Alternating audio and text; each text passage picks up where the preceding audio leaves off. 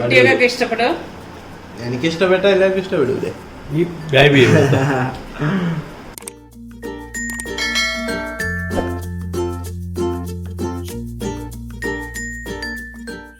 ഇതുണ്ടാക്കാൻ വേണ്ടിയിട്ട് ഞാനിവിടെ ചിക്കൻ്റെ ബ്രസ്റ്റ് ഒരു പീസ് ഇതുപോലെ എടുത്തിട്ടുണ്ട്. നമുക്ക് എത്രയാണോ വേണ്ടത് അതിനനുസരിച്ച് എടുത്താൽ മതി.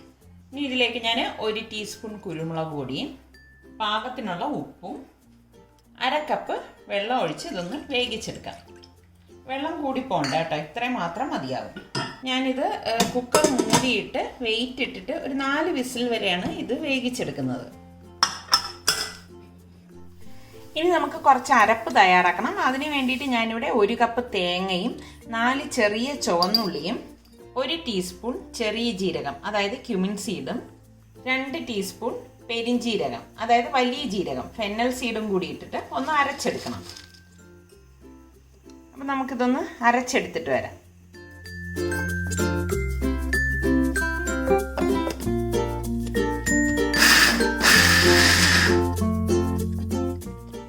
ഇത്രയും മതിയാവും. ഞാൻ വെള്ളം ചേർക്കാതെയാണ് ഇത് ഇപ്പോൾ ഇവിടെ എടുത്തിരിക്കുന്നത്. കണ്ടോ, ഇതുപോലെ.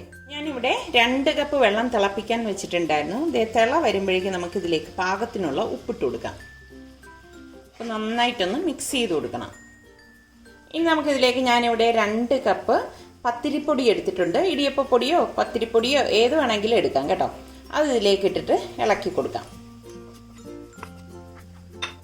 നന്നായിട്ട് ഇളക്കി കൊടുക്കണം. എല്ലാം നന്നായിട്ട് മിക്സ് ആക്കിയ ശേഷം നമ്മൾ ഈ അരച്ച് വെച്ചിരിക്കുന്ന അരപ്പില്ലേ അത് ഇതിലേക്ക് ഇട്ടിട്ട് വീണ്ടും നല്ലതുപോലെ ഇതൊന്ന് ഇളക്കി കൊടുക്കണം. നമ്മൾ കക്കറോട്ടി ഉണ്ടാക്കിയില്ലേ അതിൻ്റെ ഒരു ചേരുവ തന്നെയാണ് നമ്മളിപ്പോൾ ഇതിലേക്ക് എടുക്കുന്നത് കേട്ടോ.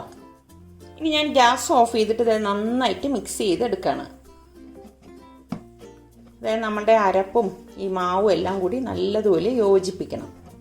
നമുക്കിത് ചൂടോടുകൂടി തന്നെ കൈകൊണ്ട് നന്നായിട്ട് കുഴച്ചെടുക്കാം. ഇടയ്ക്ക് തണുത്ത വെള്ളത്തിൽ കൈയൊന്ന് മുക്കിയിട്ട് ഇതുപോലെ ഒന്ന് കുഴച്ചെടുത്താൽ മതി കേട്ടോ.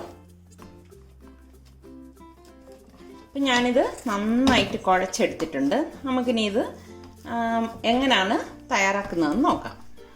ഇതിൻ്റെ മസാലയ്ക്ക് വേണ്ടി ഞാനിവിടെ 3 സവാളയും ഇതുപോലെ 2 ചെറിയ പീസ് ഇഞ്ചിയും 2 പച്ചമുളകും എടുത്തിട്ടുണ്ട്. പച്ചമുളക് നിങ്ങളുടെ എരിവിൻ്റെ പാകത്തിന് എടുത്താൽ മതി കേട്ടോ. ഇത് ഇത്രയും ഒന്ന് ചോപ്പ് ചെയ്ത് എടുത്തിട്ട് വരാം. ഞാനിവിടെ ഇതെല്ലാം ചോപ്പ് ചെയ്ത് എടുത്തിട്ടുണ്ട്. കുക്കറിൻ്റെ പ്രഷറെല്ലാം പോയിട്ടുണ്ട്. അപ്പം നമുക്കിനി ഇത് തുറക്കാം.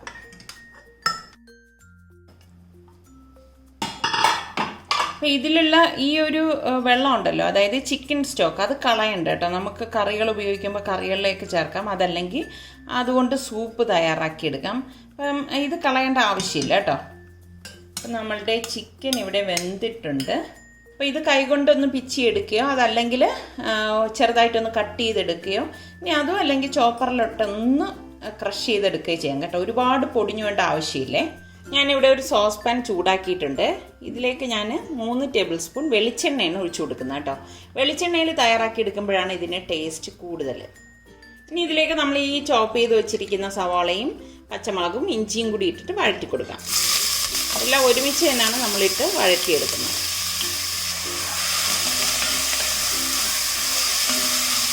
ഞാൻ ഇതിലേക്ക് 2 തണ്ട് കറിവേപ്പിലയും കൂടി ഇട്ട് കൊടുക്കണം.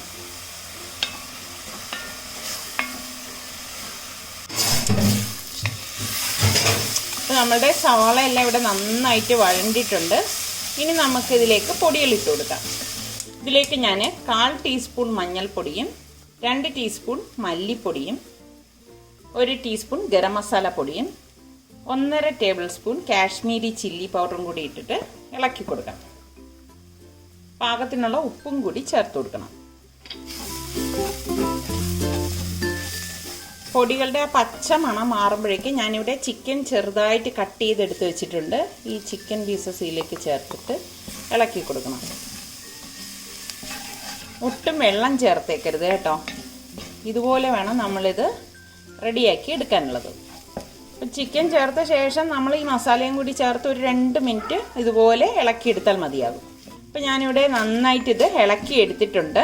അപ്പോൾ നമുക്കിനി ഗ്യാസ് ഓഫ് ചെയ്തിട്ട് ഈ മസാല മാറ്റി വെക്കാം. നമ്മളുടെ ചിക്കൻ മസാലക്കൂട്ടും അതുപോലെ തന്നെ ഇത് കവർ ചെയ്തെടുക്കാനുള്ള മാവ് ഇവിടെ റെഡി ആയിട്ടുണ്ട്. അപ്പം നമുക്കിനി ഇത് എങ്ങനെയാണ് റെഡിയാക്കുന്നതെന്ന് നോക്കാം. ഇതിൽ നിന്ന് കുറച്ച് മാവ് എടുക്കണം.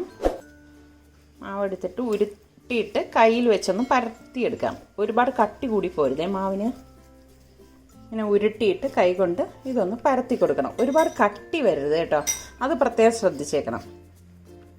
കട്ടി വന്നു കഴിഞ്ഞാൽ ശരിക്ക് കട്ടി വരാൻ പാടില്ല, ഒരുപാട് കട്ടി വരാൻ പാടില്ല. ഞാൻ ദേ ഇതുപോലെ കൈ കൊണ്ട് പരത്തിയെടുത്തിട്ടുണ്ട്.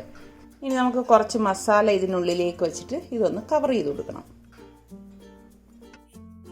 ഇതൊന്ന് കവർ ചെയ്തെടുക്കണം.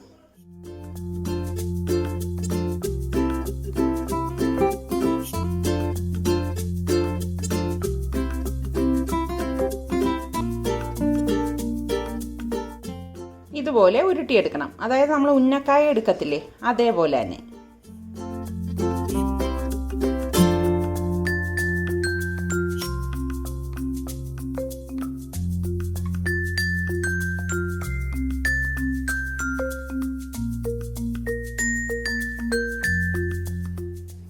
അപ്പം ഞാനിവിടെ എല്ലാം ഇതുപോലെ ഫില്ലിംഗ് വെച്ച് കവർ ചെയ്തെടുത്തിട്ടുണ്ട്. അപ്പം ഈ ഒരു സൈസിൽ എനിക്ക് 10 എണ്ണം കിട്ടിയിട്ടുണ്ട്. അപ്പം നമുക്കിനി ഇത് ആവിയേറ്റി എടുക്കണം. അപ്പം ആവിയേറ്റാൻ വേണ്ടിയിട്ട് ഞാനിവിടെ ഇഡ്ഡലി തട്ടിൽ അടിയിലുള്ള തട്ടിൽ വെള്ളം തിളപ്പിക്കാൻ വെച്ചിട്ടുണ്ടായിരുന്നു. വെള്ളം തിളച്ചിട്ടുണ്ട്. അപ്പം മേൽത്തട്ട് വെച്ച് കൊടുക്കുകയാണ്. അപ്പം ഇനി ഞാൻ ഇതിന് മുകളിലേക്ക് ഒരു വാഴയില വെച്ച് കൊടുക്കുകയാണ്. ഇതുപോലെ വാഴയില വെച്ചിട്ട് നമ്മൾ ഈ ഉരുട്ടി വെച്ചിരിക്കുന്ന ഓരോ ഉരുളയും ഇതിലേക്ക് വെച്ച് കൊടുക്കാം. വാഴയില വയ്ക്കാതെ നമ്മൾ വെച്ച് കഴിഞ്ഞാൽ ഈ തട്ടിലേക്ക് ഈ മാവ് ആവിയേറ്റി വരുമ്പോഴേക്ക് ഒട്ടിപ്പോവാൻ സാധ്യത കൂടുതലായതുകൊണ്ടാണ് ഇതുപോലെ വാഴയില വെച്ചിട്ട് ആവിയേറ്റി എടുക്കുന്നത് കേട്ടോ. നമുക്ക് അടച്ചിട്ട് ഒരു 10 മിനിറ്റ് ഇതുപോലെ ആവിയേറ്റി എടുക്കാം. അപ്പം ഞാനിത് ആവിയേറ്റാൻ വെച്ചിട്ട് ഒരു 10 മിനിറ്റ് കഴിഞ്ഞിട്ടുണ്ട്. കണ്ടോ, ഞാനിത് തുറന്നപ്പോഴേക്ക് ഇതെല്ലാം റെഡിയായി വന്നിട്ടുണ്ട്. നമുക്ക് കാണുമ്പോൾ തന്നെ അറിയാൻ പറ്റും ഇത് റെഡി ആയിട്ടുണ്ടെന്ന്. ഓൾറെഡി ഇത് വെന്ത മാവാണല്ലോ. അപ്പോൾ നമുക്കിനി ഇത് പുറത്തേക്ക് എടുക്കാം. ഇനി നമുക്കിത് ഒന്ന് തണുക്കാനായിട്ട് വെക്കാം. ഒന്ന് തണുത്ത ശേഷമാണ് ഇനി നമ്മളൊന്ന് ശാലോ ഫ്രൈ ചെയ്തെടുക്കുന്നത്. ഇതിവിടെ ഒന്ന് തണുത്തിട്ടുണ്ട്. അപ്പം നമ്മൾ ഇനി ഇതൊരു മസാലയിലേക്ക് കോട്ട് ചെയ്തിട്ടാണ് ഫ്രൈ ചെയ്തെടുക്കുന്നത്. അപ്പോൾ ആ മസാല തയ്യാറാക്കിയെടുക്കാം. നമുക്കൊരു ബൗൾ എടുത്തിട്ട് ഇതിലേക്ക് ഞാൻ കുറച്ച് കരിവേപ്പില എടുത്തിട്ട് ചെറുതായിട്ടൊന്ന് കട്ട് ചെയ്തിടാണ്. ഇനി ഞാനിതിലേക്ക് 1.5 table spoon Kashmiri chilli powder ഇട്ടിട്ട് പാകത്തിനുള്ള ഉപ്പും കൂടി ഇട്ട് കൊടുക്കും. ഇനി ഞാനൊരു 1/4 ടീസ്പൂൺ ഗരം മസാല പൊടിയും കൂടി ഇട്ട് കൊടുക്കും. ഇനി നമുക്കിതിലേക്ക് വെള്ളം ഒഴിച്ചിട്ട് ഒരു പേസ്റ്റ് പോലെ ഒന്ന് കുഴച്ചെടുക്കുകയാണ് ചെയ്യുന്നത്. അപ്പോൾ വെള്ളത്തിന് വരെ ഞാനിവിടെ ചിക്കൻ സ്റ്റോക്കാണ് ഒഴിച്ചു കൊടുക്കുന്നത്. നല്ല ഒരു ഫ്ലേവർ കിട്ടാൻ വേണ്ടിയിട്ടാണ് അങ്ങനെ ചെയ്യുന്നത്. നമ്മൾ ഈ ചിക്കൻ വേവിച്ചെടുത്ത് വെച്ചിരിക്കുന്ന വെള്ളമില്ലേ, അത് തന്നെ. ഒരുപാട് ലൂസായി പോരുതേ. ഒരുപാട് ലൂസായി പോയി കഴിഞ്ഞാൽ നമ്മൾ മാവ് ഇതിലേക്ക് കോട്ട് ചെയ്യുമ്പോൾ അത് പിടിക്കത്തില്ല. അപ്പോൾ ഇത്രയും മതിയാകും. അപ്പം നമ്മളിത് ഷാലോ ഫ്രൈ ചെയ്തെടുക്കുകയാണ് ചെയ്യുന്നത്. അപ്പോൾ ഒരു പാൻ ഞാൻ അടുപ്പത്തേക്ക് വെച്ചിട്ടുണ്ട്. ഇതിലേക്ക് നമുക്ക് ഈ ഫ്രൈ ചെയ്തെടുക്കാൻ ആവശ്യത്തിനുള്ള വെളിച്ചെണ്ണ ഒഴിച്ചു കൊടുക്കാം. വെളിച്ചെണ്ണ തന്നെ മതി കേട്ടോ. വെളിച്ചെണ്ണയിൽ ഉണ്ടാക്കിയെടുക്കുന്നതാണ് ടേസ്റ്റ് കൂടുതൽ. അതുപോലെ ഇത് നമ്മൾ ഒരുപാട് ഓയിൽ ഒഴിച്ച് മുക്കിയെടുക്കേണ്ട, ഷാലോ ഫ്രൈ ചെയ്തല്ലേ എടുക്കുന്നത്. അപ്പോൾ നമ്മളുടെ മസാല ദേ ഇവിടെ റെഡി ആയിട്ടുണ്ട്. അപ്പോൾ എണ്ണ ദേ ചൂടാകുമ്പോഴേക്ക് നമുക്ക് ഈ ഓരോ ഉരുളയും ഈ മസാലയിലേക്ക് കോട്ട് ചെയ്തിട്ട് ഇതിലേക്ക് വെച്ചിട്ട് ഫ്രൈ ചെയ്തെടുക്കാം. ഫ്ലെയിം ഒന്ന് കുറച്ച് വെച്ചിട്ട് വേണം തിരിച്ചും മറിച്ചും വെച്ച് ഫ്രൈ ചെയ്തെടുക്കാനുള്ളത്.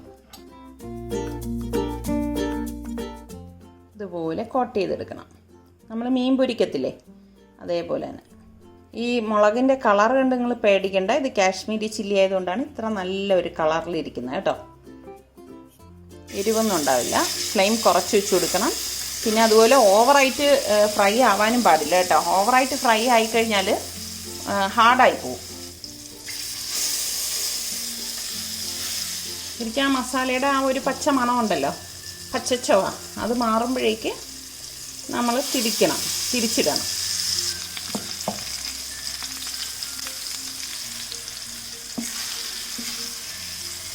ഉണ്ടോ, ഇതുപോലെ 1 മിനിറ്റ് കഴിയുമ്പോഴേക്ക് ഇതുപോലെ തിരിച്ച് വെച്ച് കൊടുത്താൽ മതി. കാരണം ഓൾറെഡി വെന്തിരിക്കുന്ന മാവാണല്ലോ.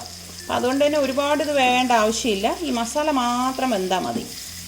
ഒരു കാര്യം പ്രത്യേകം ശ്രദ്ധിക്കേണ്ടത്, ഓവറായിട്ട് ഇത് ഫ്രൈ ആവണ്ട. ഓവറായിട്ട് ഫ്രൈ ആയിക്കഴിഞ്ഞാൽ ഇത് ഹാർഡായി പോകും കേട്ടോ. കൽമാസ് ഇവിടെ റെഡി ആയിട്ടുണ്ട്. അപ്പോൾ ഇത് നമ്മൾ ചൂടോടുകൂടി ചായക്കൊപ്പം കഴിക്കാനും അതല്ലെങ്കിൽ നമുക്ക് ബ്രേക്ക്ഫാസ്റ്റ് ആയിട്ടൊക്കെ, നമ്മുടെ നാട്ടിലാണെങ്കിൽ ബ്രേക്ക്ഫാസ്റ്റ് ആയിട്ടൊക്കെ ഇതൊക്കെ കഴിക്കും കേട്ടോ. കണ്ണൂരുകാരുടെ കൽമാസ് ഇവിടെ റെഡി ആയിട്ടുണ്ട്. അപ്പോൾ ട്രൈ ചെയ്ത് നോക്കാത്തവർ ഈ രീതിയിലൊന്ന് ട്രൈ ചെയ്ത് നോക്കിയിട്ട് എനിക്ക് ഫീഡ്ബാക്ക് തരണേ, എങ്ങനെ ഉണ്ടായിരുന്നു എന്ന്. അപ്പോൾ ഇനി നമുക്ക് അടുത്ത നല്ല റെസിപ്പിയുമായി വരുന്നത് വരെ എല്ലാവർക്കും ബൈ. നിറച്ചു കഴിച്ചോ.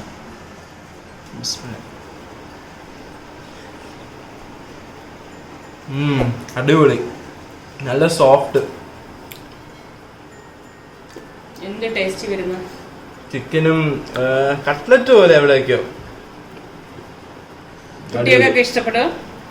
എനിക്കിഷ്ടപ്പെട്ട എല്ലാവർക്കും ഇഷ്ടപ്പെടൂലേ.